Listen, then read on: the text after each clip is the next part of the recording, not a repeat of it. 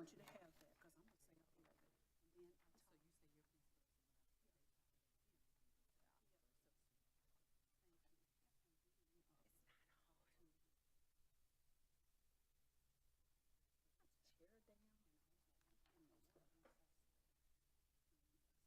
then I didn't switch. We're okay. oh, here, you can have that. Okay. Thank you. Good afternoon. It's time for our Public Safety Committee to commence. Madam City Clerk, would you just call our roll, please? Chairperson Scipio, Councilmember Scipio. I'm here. Vice Chair, Councilmember Hall. Here. Councilmember Joyner. Present. And Councilmember Andrew Bowen. Here. Thank you so much. We do have a full agenda.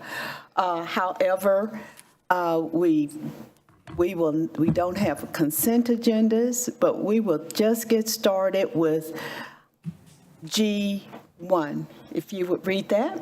Item G1, resolution authorizing grant acceptance and agreements for Forsyth County Driving While Impaired Task Force with Winston-Salem, Forsyth County, and Kernersville.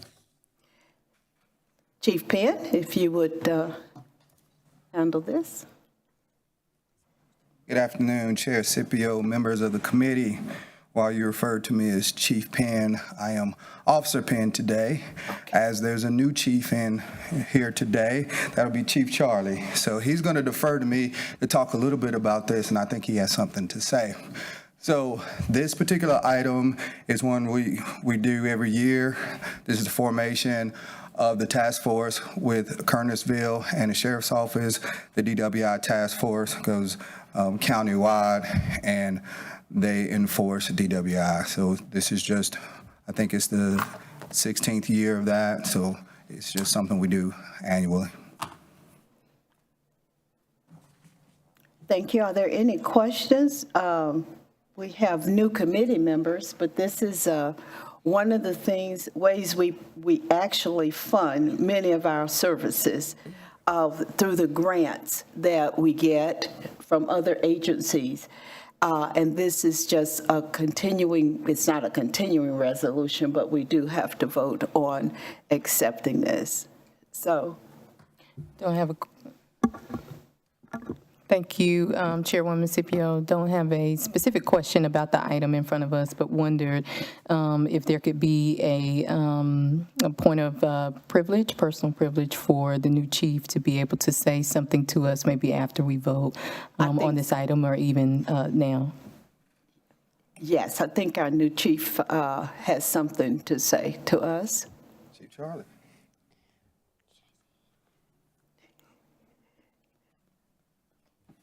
I'm here to protect the citizens of Winston-Salem. Thank you. Thank you, Chief Charlie.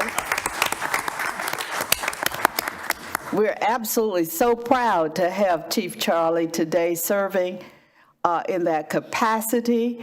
We look forward to his continued support of public safety and making sure that the citizens of Winston-Salem are taken well care of. Thank you, Chief Charlie. He's a fourth grader, and we're looking to have him be chief of police in the future, perhaps 20 years from now, or a little more.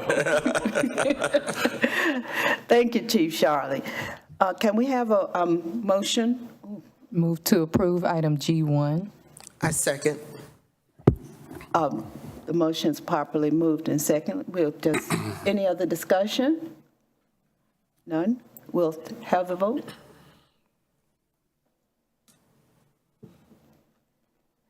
Thank you. Before the chief sat down, I wanted him to give a little update to our residents on some news he sent out, a news release. Sometimes our residents need to be reminded of some of the things that people are experiencing and our recommendations on how to handle that. So Chief Officer Penn, would you please talk to us about that message that you want our citizens to know about? Right. Thank you for that. Unfortunately, there are people in our community or even outside of our community who are always trying to victimize our good folks in this community, and the scams are one.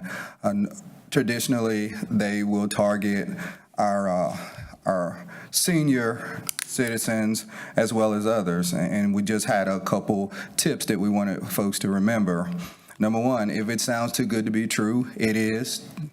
High-pressure tactics, if someone's calling you and they're asking you to make a decision immediately, in particular asking for money or personal information, that's the time to stop and punt.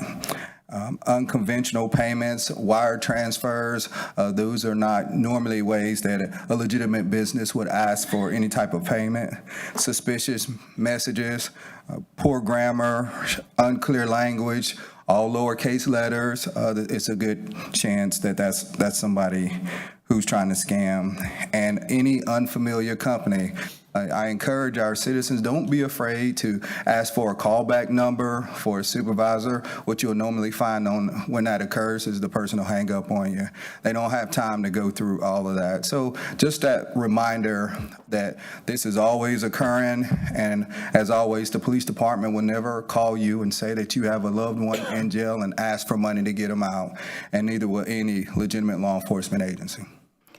Thank you, Chief Penn, for reminding us that we really have to do our own due diligence. One of the biggest things to public safety is it starts with us individually. So being mindful of the tricks that criminals are using is very important to keep them top of mind. So thank you for the notifications of the different scams that are going on. Councilmember Hall. Thank you, Chairwoman Scipio. I was going to ask Officer Penn, with the information that you just shared with us tonight, well, this afternoon rather, is that information also on the police department social media page, maybe in working with our marketing department to get something out like that? Yes, ma'am. This was a press release from the police department. So yes, it's on our page. Okay, thank you. Thank you, Officer Penn. And we'll continue with the committee, item G2. Item G2, ordinance amending Chapter 38, Article 1, Section 38-10I, entitled Possession and Discharge of Firearms of the Code of the City of Winston-Salem to allow state and/or federal wildlife officers to discharge rifles for the purpose of eliminating deer and wild turkeys within the boundaries of Smith Reynolds Airport until August 19th, 2028. Thank you. We're going to have a presentation from our city attorney's office, Jerry Contos. Good afternoon, Public Safety Committee members, Councilmember Burke. I'm Jerry Contos, Deputy City Attorney. As you know, the city currently has an ordinance 38-10I, which allows the discharge of firearms, in particular shotguns and rifles, for the elimination of deer and wild turkeys within the boundaries of Smith Reynolds Airport. As it currently reads, that ordinance with respect to the firing of rifles is set to expire on August the 19th of this year. In years past, this ordinance has been amended on a one-year basis to allow the discharge of rifles to continue. The county has requested this time a 3-year extension, which would take this to August the 19th of 2028. And so before you for your consideration is an ordinance that reads as proposed by the county. Thank you very much. Any comments on this? Ms. Burke? Thank you, Chairwoman. As Attorney Contos says, this is an ordinance that has been in place since 2019 because discharging firearms within city limits is a violation of city ordinance, so they have to make this request. They've been making this request since 2019. The request was made to me June 18th, 2025, and the request was for a permanent change to city code or another temporary code, as we have been doing since 2019. I spoke with the director, Mark Davidson, at the airport on Thursday, and I just wanted to make sure that we're still in agreement with what the property owners have asked me to greenlight on their behalf, a 12-month extension. And his email that I can share, I have copies for the committee. It says, as we discussed on the phone, I am in support of a 12-month extension in regards to the wildlife provision to the city code. We were at the airport today for a great celebration. The ribbon cutting for the renovation for the airport terminal.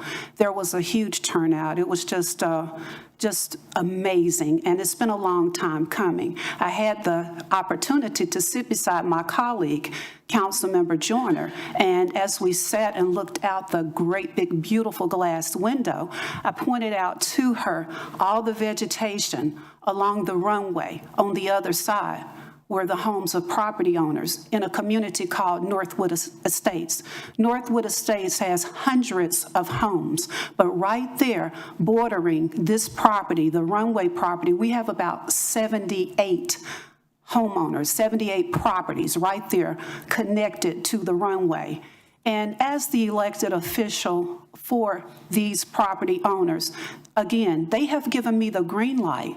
They don't have a problem with the 12-month extension, but to go beyond that, and that was not the request of the county. Remember, the request was for a permanent extension or another temporary extension. So I respectfully ask one of my colleagues on this committee, because I am not on this committee, to make a substitute motion to amend this ordinance to extend through August 19th of 2026. Thank you. I was going to be I'm waiting for acknowledgement. Would you like to make? Yes, thank you, Councilmember Scipio. Based off of that from Councilmember Burke, I would be amenable to make a substitute motion to Section 3810I of the City of Winston-Salem Code to amend the date for extension to expire on August the 19th of 2026. I think that should get us within that 12-month period that maybe you expressed that the property owner agreed to before. Second. We have a substitute motion and a second. Is there any discussion? I do have. Okay. In the timeline that we've had since 2019, I believe, has there been any instances of any kind of incidents with the weapons making their way into, when they're shot, making their way into the neighborhoods that are nearby? Like, are the houses being shot? Is there any danger that we've heard of that's happened? That's my only concern. I don't know. I don't think so. That's never been brought back to the council. We have renewed this every year that it comes for renewal, again, on a 12-month basis. Councilmember? Thank you. My question would be, is this the change, asking for 3 years as opposed to 12 months? Is that more of a convenience, or was there some other issue? I may defer to the manager's office on this, as I'm. To my understanding, the chair and council member, the county, as Councilmember Burke said, has asked for this to be extended, basically to put in as permanently from their standpoint. If you're aware, operating on airport properties, airport and large wildlife do not cohabitate well, or airplanes. So this is a typical ordinance that is at airports all over the country in terms of having to try to control the wildlife around an airport area.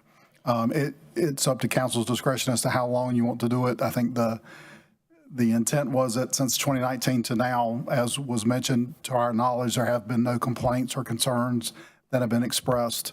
So it is from a matter of the airport or the county and the city staff, it would be more convenient to do it as a longer term, but you can do it as at any length of term that council desires. All right, thank you. Yeah. Any other comments from our committee members? Councilman? Yes, Ms. Burke? May I speak? I don't know of any issues that have occurred, and we don't want to have any issues occur. But I think that we must be accountable to the citizens, especially the citizens who have properties that border this runway. And if there should be a change going forward, they should be involved in making that change. Their voices should be heard. And so far, they have given me the green light for 12 months and not 3 years. Thank you.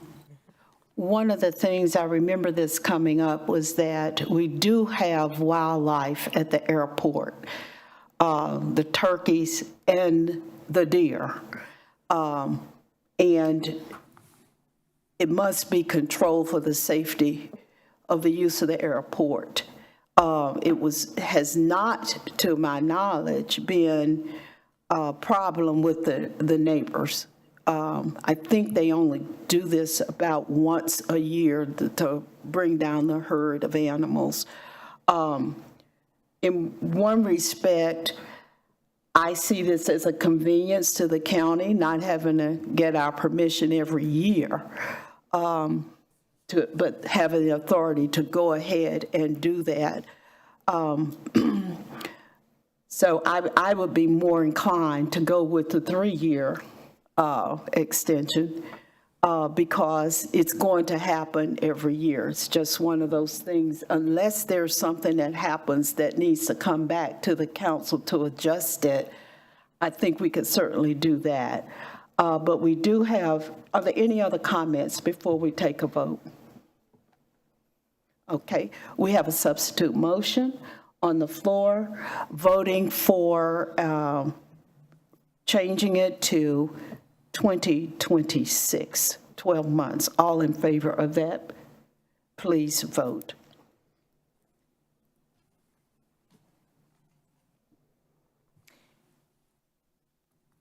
All right, so it moved forward, no? Now, was that the substitute motion? Yeah. For the substitute motion is yes. The substitute motion is to change it to 2026. Yes. That's what we're voting on.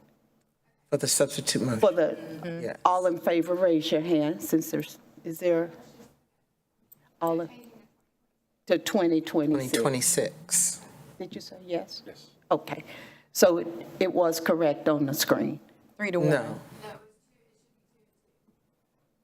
The substitute It's motion for 12 months, Is, I am in favor of. I am in favor of. I'm in favor of. Yeah, it was correct. Yes. Okay, so we will move with that 2026 would be the new date. Thank you very much. And we'll now go to G3. Item G3, resolution to adopt the Northern Piedmont Regional Hazard Mitigation Plan. Chair, members of the committee, thank you for the opportunity to be here. If I could have the slides, please. Going to briefly go through what is a very large document. Yes. That you received some information on. Oh, did that clicker work? Okay, thank you. I think just a reminder on this plan, what it is. Excuse me, Mr. Vernon, would you please introduce yourself? Oh, I'm sorry. August Vernon, I'm the director of the Winston-Salem Forsyth County Office of Emergency Management. Thank you for being here. I think this is the first time you've actually appeared before this committee, The new Public committee, Safety, yes. with new people. Yes. So I just wanted to make you aware of this plan, which is a lot of data and information. This plan is designed for emergency management. It's designed for planners, for insurance purposes, higher education, and they've pulled a lot of data together. We're very fortunate for the past few years, at least we're on year 10 to 15 with this. Every 5 years, we come before all 9 municipalities and the county to get this approved. The state has funded this through a grant. We've been very fortunate at that. And so we are included with several other counties that you can see on the map. Real quick, why do we mitigate? Basically, mitigation is the process of trying to reduce the impact from all the different risks and hazards we can face out there, whether natural, technological, or human-caused type of incidents or events. And we identify what those risks are and develop strategies to lessen our vulnerability. And you can see a lot of the data on there shows us that for every $1 we spend in mitigation at a large scale, we save $6 on trying to recover from those events when they occur. The benefits of this is it does support prevention and protection, which is a never-ending process. When we have an event occur, it eases our response and helps us try to speed up recovery. And always our goal is to create more resilient communities. The purpose of the update and every update we do, one is to look at our changing risks as our population and infrastructure can continue to grow. Our risks will change. Again, we're looking at trying ways to improve our community resilience. And obviously an important part of this is a lot of the federal recovery funds we receive before, during, and after disasters, including the community rating system on our flood insurance and many others after a storm. We have to have this plan approved. And this is one of the benchmarks that we have to meet those goals. And of course, we want to ensure our community is prepared and all our partners. This was not done in a vacuum. There were several public meetings, met with government officials multiple times, met with our public safety agency partners. There's a lot of work, over 2 years of work that goes into each one of these plans when they go through the planning cycle. Sorry how it looks on the slide there, but these are the action categories that have to occur within the plan. And again, a lot of this is where we are following the FEMA guideline.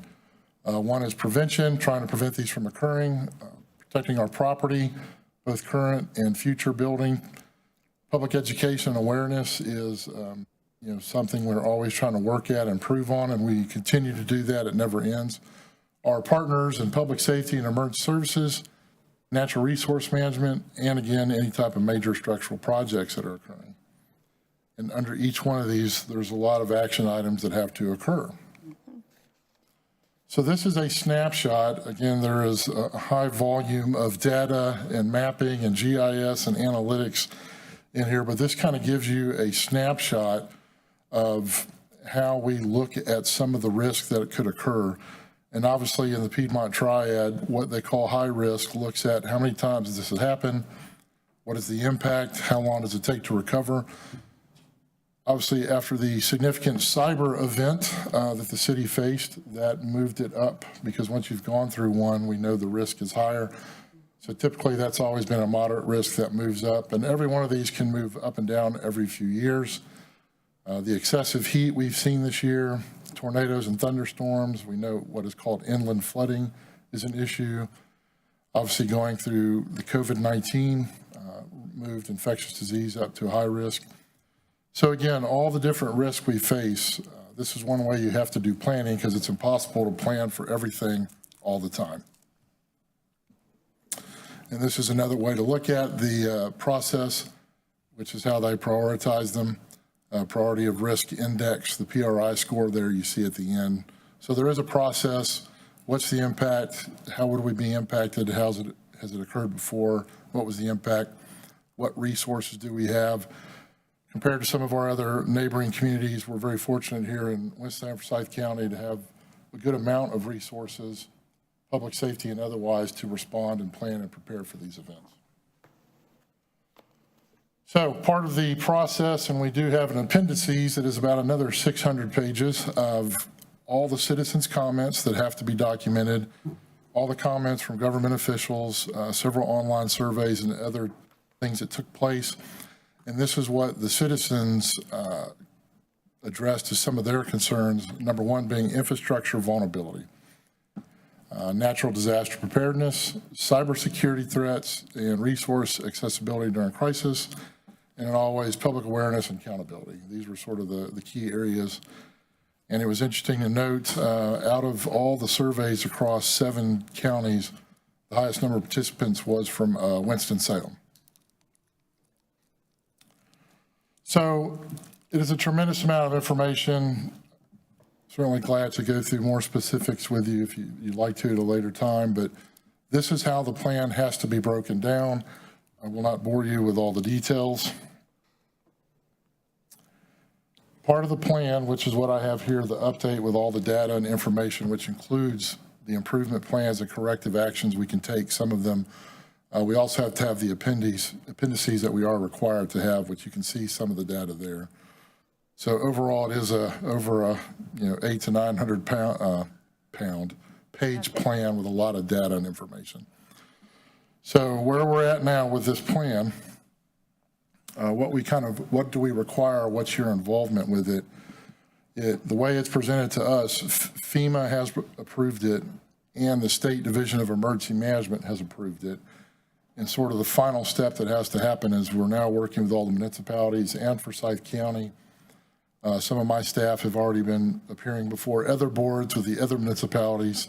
But what we really require is approving the plan for the city of Winston-Salem, implementing the plan, which is done through your departments, who again are partners with us in these efforts, and really advocating for, I would say, mitigation and community resilience. What questions do you have on this plan? I have one great question. Okay. I have 2 great questions. All right. Not really a question. Yeah, it is a question. In the mitigation action plan that has the various steps in it, one action says to equip an emergency shelter with an alternate power source. And the implementation status talks about displacement of individuals, but it also says that shelter locations include Winston-Salem, Forsyth County schools. Does the public know that in case of emergency, our schools become shelters? We do share that information, and the way it works here, because you may hear other places will pre-designate a shelter. We don't do that because of the number of locations we have. The area you pre-designate, say this building is a shelter, well then this is the building that loses power, is flooded, Right. is impacted by some other incident. So if we're going to open a shelter, typically the first thing we try to encourage and suggest, especially after COVID, is people try to go find friends, family, neighbors. Also, we have other community groups that step up, a lot of churches. It just really depends on where the event's at. So depending on where the event's at, it could be other government facilities, potentially sometimes it could be a school, but if school's in session, then that's a little more challenging to do. So what we'll do is put out where that location will be depending on the event. It's really incident specific where we would do that at. But since the plan calls for it, I assume there's some agreement with the school system. Yes. That they've already agreed that can be a location. Yes, because those shelters, it's been several years, but the American Red Cross has to walk through every great. location. And then my big question is, if there is a catastrophic event, internet is lost, television is lost, people just can't communicate with each other, how do we get the word out that here's what you need to do? That's a good question. So there's a couple ways that we, day to day, we're always putting out information. Number one is our local media. I just want to go ahead, we have really good partnerships with our local media and work with our marketing communications team. Also, we've learned a lot less people use the 6 p.m. news versus social media. So social media continues to grow and grow and grow, and we continue to try to access those platforms. In case of a worst case scenario or crisis, there are 2 systems within the city and county. One in the county is called Code Red, and the other is a newer system in Winston-Salem called Smart 911. And what those are systems, it is an opt-in. We can't force people to sign up for things, but we have a system where they can opt in if they so choose and can receive alerts, whether landline, email, cell phone, those things. Our biggest partner in a lot of the weather alerts is the National Weather Service. And no matter what happens with the power going out, infrastructure going out, example, if you see a tornado watch or the past couple of weeks, we've had an overwhelming amount of severe thunderstorm watches and warnings. Those come out of the National Weather Service office. And those are what the media use, what we use. For those that are on the city's rave alert system for staff and employees, you probably got a lot of those during those storms. With the National Weather Service, what we always encourage the public to have is what is called a NOAA weather radio. Even if cell phones go down, even if the grid goes down, the NOAA weather radios are on their own independent radio system and will continue to work. Obviously, you have to put batteries in them and make sure they work, and they're a very low-cost alternative. We're all very reliant on our phones, and our system is pretty reliable, but in a crisis, the NOAA weather radio is a great tool to have, even if everything else is going out. So we encourage people to go look at putting those radios at home, at work, in their churches, places of residence, apartments. We do have the capability, and the only time in my 25 years we've had to do it, obviously, was during Weaver Fire. There's what is called the Wireless Emergency Alert System. That's what your Amber Alerts will come over and some other events. We can very quickly, through the state, get a message out. Obviously, it has to be a large enough event for us to do that, but 24/7, they can help us do that. In example, we had to do it on top of everything else we were doing, trying to get the message out during the Weaver Fire. We did make the decision to send that out, and a message went to about 10,000 people on their cell phones. But it's also important to note when we did that, there were still people that did not get the message, and that's always going to be the challenge.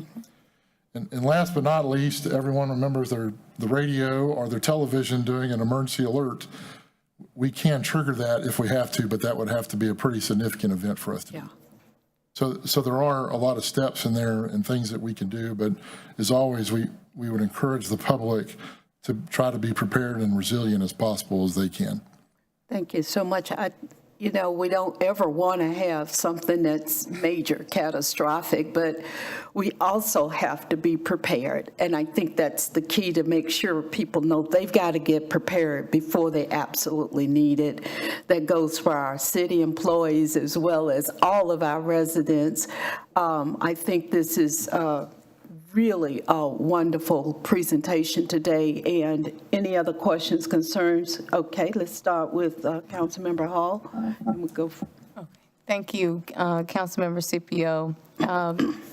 I wanted to ask about Code Red, and I just saw something like that on social media. I think Ed McNeil, our former communications director, I think it was his voice, but I say all this to say, one thing that I didn't opt in yet, I plan on opting in, but I wanted to know whether or not it was specific to one's geographic region or if that's just city, county-wide altogether, but is it specific to where you are? A good question. The Smart 911 is for the city. Code Red is for the county. Okay. So that makes sense. That's why I heard that voice. And people would need to go, I would encourage you to opt in wherever you're at. Okay. Definitely. Thank you. Thank you, Chair. My question is actually a follow-up from Councilmember Scipio's. Are there multiple facilities that would house, that had the possibility of housing large numbers of citizens that do have generators already at those spaces, such as the school that? No, there's not. So that's one of the things we have to look at when the time comes to pick a location. What we do ask, because again, that is, there's a tremendous cost with trying to put the large generators at all multiple locations. What we do ask for people to look, including through mitigation planning, is what we call a pre-connect or a generator hookup. So example, a building like this large that doesn't have a generator at 2 in the morning in the rain, you're trying to hook it up to a generator. That's kind of complicated, and you need an electrician to do it and to make sure it runs all the infrastructure. So some of the facilities we look at would have generators, some do not, because we can order in generators, though there's a little bit of a time delay on that. But we do ask people at least have a pre-connect, which obviously cost is a whole lot lower than trying to maintain a generator. Now, especially our facilities that need it, our nursing homes and rehab facilities, we certainly encourage all of them to have generators so that they have backup when there's an ice storm, a power outage, whatever it may be. But that's again through mitigation that we continue to try to advise people to, over time, to build those resources, including generators. Thank you. Thank you, Mr. August. One of the other things is that it's important to know who's included in emergency management. I remember the Weaver fire, and I believe our police went into the neighborhoods and did door-to-door to get people evacuated. Is that right? Yes, our two departments here that we work with the city, not just them, but our two public safety partners, both police department, fire department, that night, as we're telling everyone else to evacuate, they did need to go into the community, door to door, bullhorn, down every street, and we did hit most of the streets out of hundreds of them. They did have to go to that environment and trying to get people to encourage them to leave. And so again, and that was just the first night through the week-long event. They were great partners, and a lot of things happened behind the scenes that were not seen. They did an outstanding job. And the other partners in emergency management, because it's more than just you. You just are the face.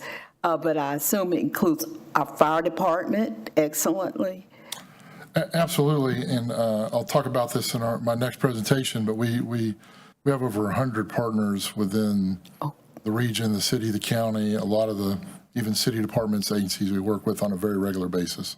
And I think that's important for residents to know that no department works in isolation when it comes to an emergency.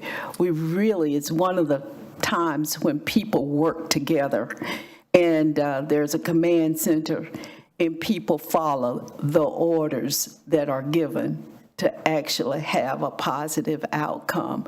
It's not renegades, but it's all about community in emergency management. And I do thank you so much for your leadership, as I thank our police chief and our fire chief, because you guys are really central to making it work when there's a calamity that we're facing. Are there any other comments from committee members? Well, this is a motion we need to adopt this plan. Do I get a motion? So moved. I second. It's been moved and properly second. We'll have a vote, please. Thank you. Thank you very much. Thank you very much. And I think it's important to note that Chief Penn and Chief Mayor are okay dudes in my book, and we all do get along pretty well, which actually doesn't happen in some jurisdictions. So, Yes, thank you. So now we'll go to G4. Item G4, presentation on emergency management. So very briefly, this is just a quick orientation to what the Office of Emergency Management does. We operate behind the scenes a lot, and I think sometimes there's misunderstandings of what our team, what our office does, and I certainly need to give a shout out to my team of 4 others that are not here right now. They're off doing other things, but I appreciate the opportunity to talk about this. one thing that is important to note, out of the entire state of North Carolina, 100 counties, us and Charlotte-Mecklenburg are the only two that are a joint city-county department. Typically, these are all run through the counties only. So a quick snapshot of some of the things that we do. Number one, training. Every year, my staff and I, we conduct numerous classes on everything from what's called incident command system to active shooter to hazardous materials to plane crashes to meth labs. We teach a lot of those classes. We also coordinate state and federal and regional classes. Right now, we've got some federal cybersecurity courses that have been going on that one of my team members have been coordinating regionally. So we do a lot of training. A big part of what we do is public education. We're always open, willing, and able to go present to any community group to talk about 72-hour preparedness and how you can prepare for a crisis and disaster. So we continue to do those every year.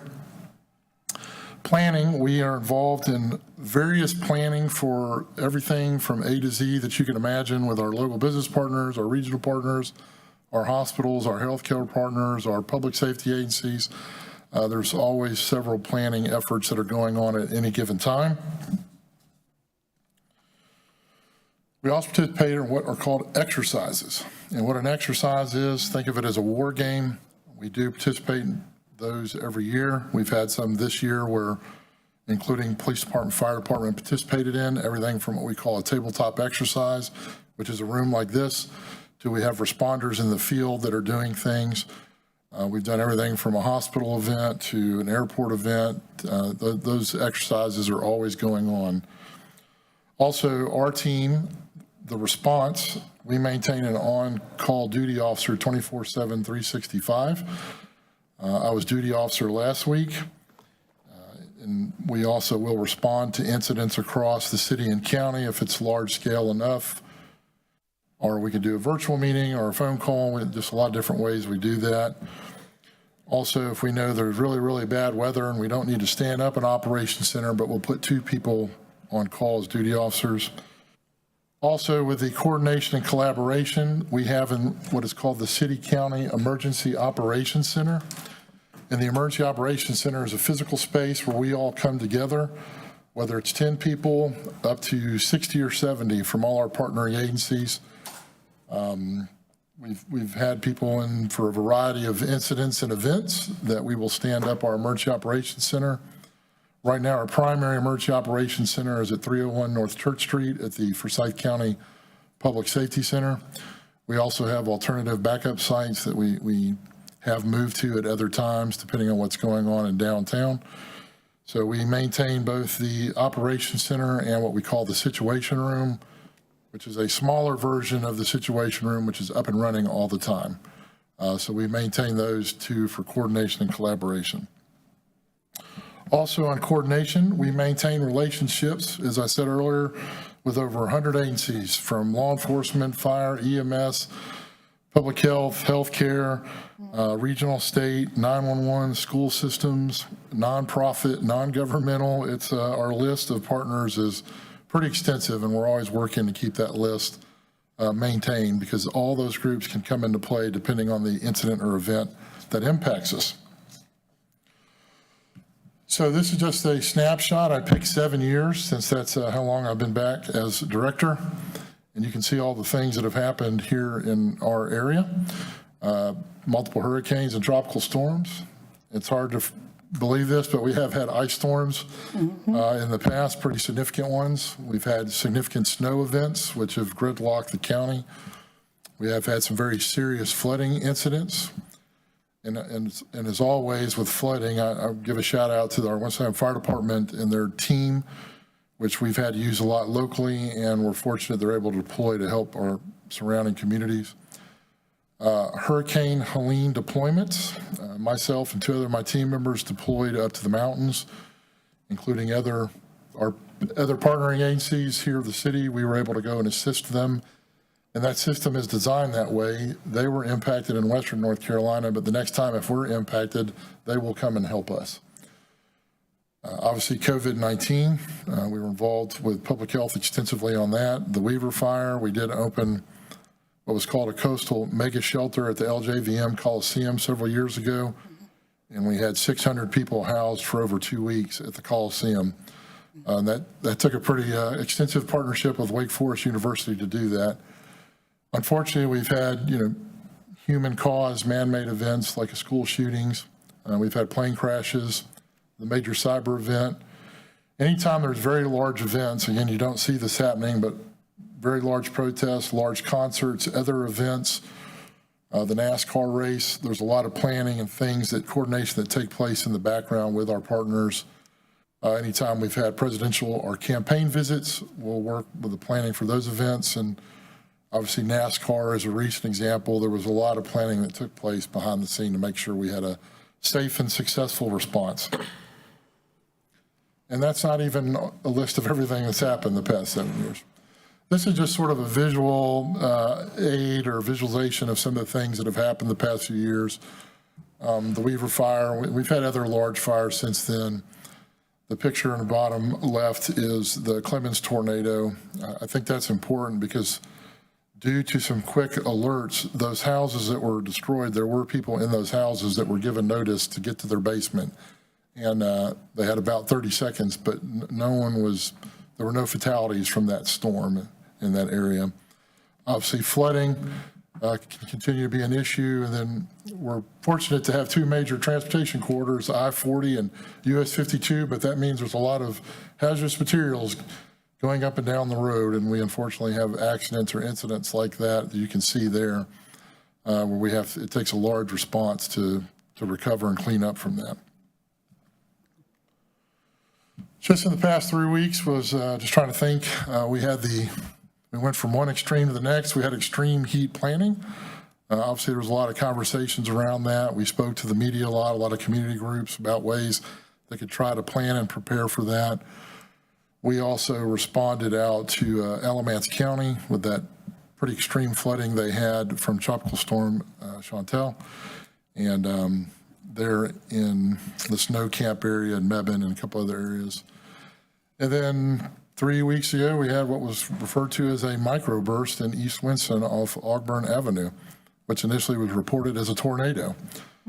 So we had a very large response out there to make sure there were no injuries, which there were not, but there was some damage to some of the community out there. So I always feel like I'm full of bad news, but there's always things happening. So real quick, how does all this work? And there's been a lot of misinformation about this recently at a national level. How it works in the state of North Carolina and most states is we have 100 counties with 100 emergency management offices.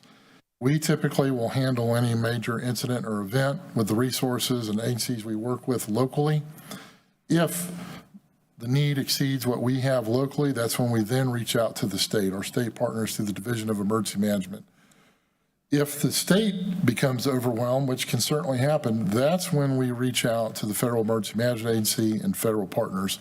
So there's this process that we go through. Honestly, we don't want to have to see the state or the feds because then that means it's at a level that we can maintain and handle it locally. So a few things about that. Our planning, as of right now, states we will not see any federal FEMA support for at least 72 hours. The planning is, and you have to be ready to be on your own for at least 72 hours. And I think there's been some misconceptions recently that FEMA just rides out on a fire truck that says FEMA to respond to communities across the United States, and that's not how the system works. And we recognize that and understand it. FEMA is never really in charge because, like us, they don't have the constitutional legal authority to be in charge. Their job is to coordinate like we do. There's also what is called the Stafford Act. This act requires federal help to come only when it's been requested. That way they just don't show up and create more mayhem and confusion. So we are operating under the Stafford Act. After Hurricane Katrina, there was what is called the Post-Katrina Emergency Management Reform Act, which, because of some things that occurred with Katrina, allows FEMA to take some proactive actions. So example, with Chantal, with Helene, we were hearing from FEMA. They were doing some minimal movement of resources around and getting ready, which is a good thing. They can pre-stage and do some things to get ready. Also, with the FEMA process, cities and counties cannot directly go to FEMA. And one reason why that happens is because you then have 10,000 cities trying to reach out. That's why we have to work through this process from the county to the state. We would ask the same thing here when we have events in the county. We don't need 9 municipalities and 30 agencies trying to reach out to the state. That all funnels through us to try to coordinate that and keep those lines of communication open. So this is what we want. It keeps disasters locally led, state managed, and federally supported, and that's what we want to happen with this. Again, I think probably the most uncertainty that we're looking at right now as far as the emergency management at both the local, state, and federal level is funding. There's a lot of confusion and misinformation around our funding. We do receive funding for a wide variety of projects, both post-disaster, pre-disaster, operating funds, training, equipment. There's a wide variety that are related to public safety and emergency management. Some of this is reoccurring. Some of it is, a one-time deal. So right now, there's some new information coming down the hill to us, but that'll come to us from the state. We will get an update actually this week on Friday about some of that funding. But again, that's probably been the biggest point of confusion and uncertainty is about what's going to happen with the funding. And so obviously, as you know, it's hard to plan and prepare not knowing what's going to happen with that. So for this distinguished group, some things to think about. What can happen in a crisis? How can you assist? And I know we have some new members. And we're always, wanting to share this information. But really, it's just understanding how government responds to emergencies and disasters. What does that mean? What does that look like? Being aware of what resources are available, that we have both locally and resources that we can call for. And we have had some major events where we had to call for help from the state and the feds. And being aware of what type of assistance we can provide and what assistance we cannot provide. So I think these are some of the elected officials' roles and responsibilities in a crisis. And just as this work never ends, we're continuing to work on planning, training, and exercises and all the other efforts that are ongoing. Three items we're looking at major for key work items for us in the upcoming year. And my team is, we're certainly continuing to take a look at what is called COOP, or continuity of operation planning. And what that means is, if this building got flooded or damaged for a week, how would everyone in this building continue to work for a week? We learned a lot of this on the fly during COVID and some other events, but we're certainly looking at a more enhanced, robust planning around that. And that's a lengthy process, but we are looking at that. Our office manages what is called the Emergency Operations Plan that is due for a rewrite, and we are working on that now. And here in the next couple months, that Emergency Operations Plan, which is the 100,000-foot view of how the city and county would respond to a major disaster, that too requires board approval, and we will be bringing that forward for you to look at and review. And as always, we're trying to continue to enhance that Emergency Operations Center and that situation room that I told you about. As risk and hazards change and infrastructure changes, we'll continue to try to improve that.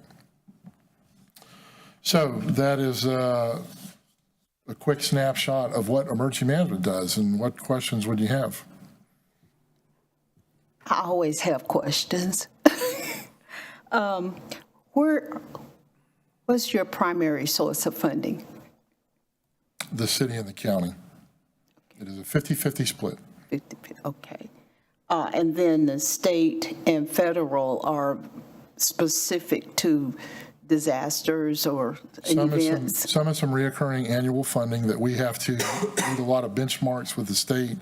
We're subject to audit. There's tasks we have to accomplish. So some of that funding helps us think of our normal day-to-day operations and operational budget.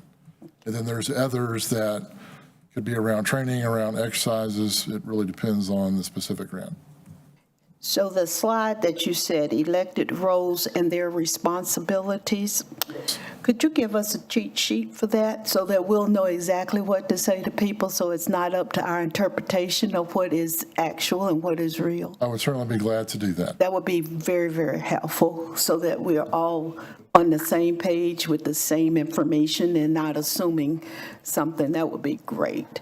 Absolutely. Any other questions, concerns, things you always wanted to know about emergency management, but you were scared to ask? None? I had this presentation in October. It was nice. Okay, great. Well, thank you, Vernon, very much. Thank you very much. Very good. We actually are at the end of our meeting. Council members, do you have any other questions, concerns, thoughts, or anything you'd like to say? Before we end, I would like to say thank you, Chief Penn, for, Officer Penn, thank you so much, for, and Chief is sitting there beside you. You might ask him for permission to answer this question or take this. But anyway, Chief Penn, thank you so much for, Officer Penn and Chief Staff.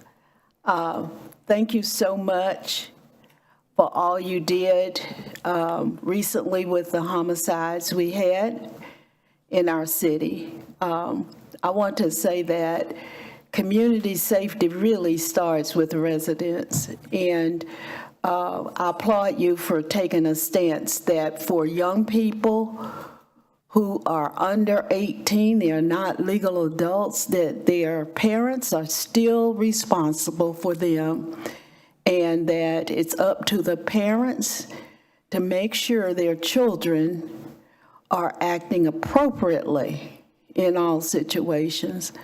So I thank you for that.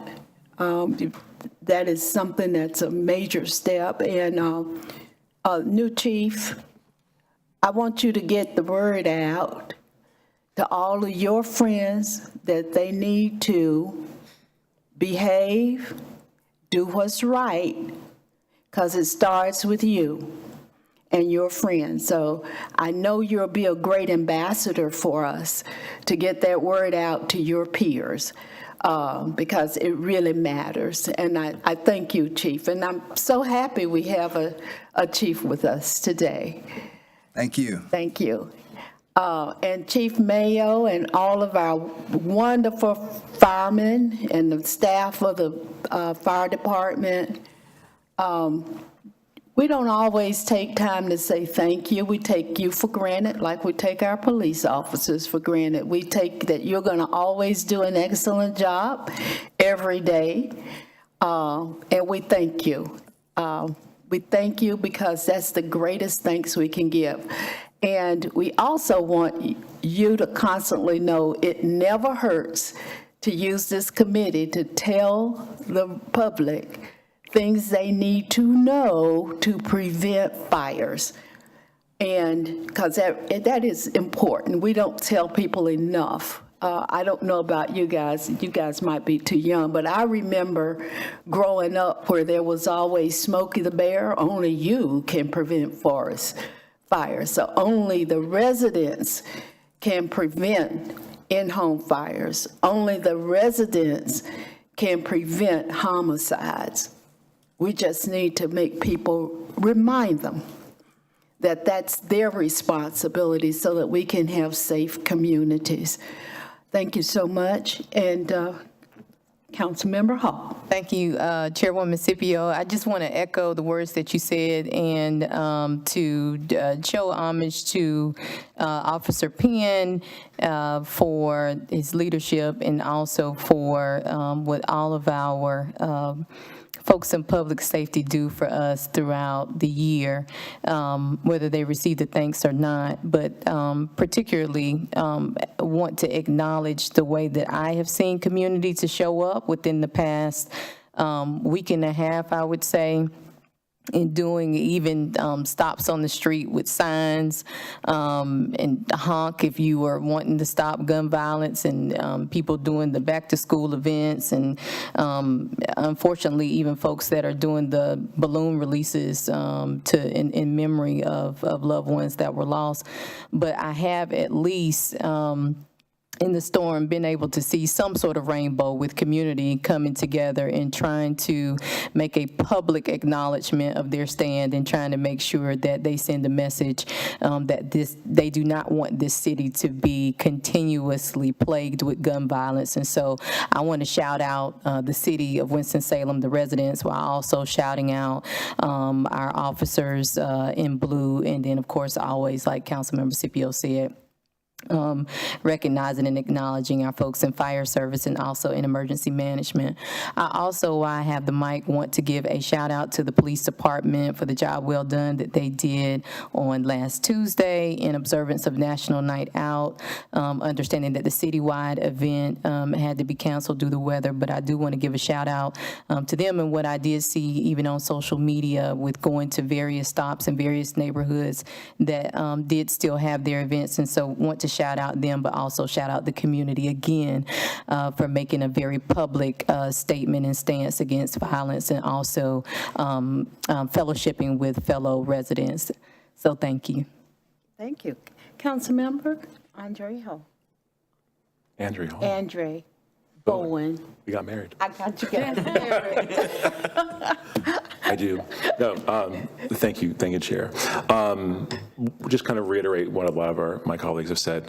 That I was fortunate enough to attend the National Night Out indoors at Healy Towers, and the residents there were very grateful for the presence of the police, but also for city staff, and the new Aspire group was there representing them, so they were grateful for them. So thank you for the leadership for the police department there, and then the leadership with the fire department. As many of you know, we had the vote last Monday, so just want to reiterate the need for addressing those pay needs for our firefighters, and look forward to seeing what process that looks like over the remainder of the year. Thank you. Madam Chair, I make a motion to adjourn. Second. Thank you. So adjourned.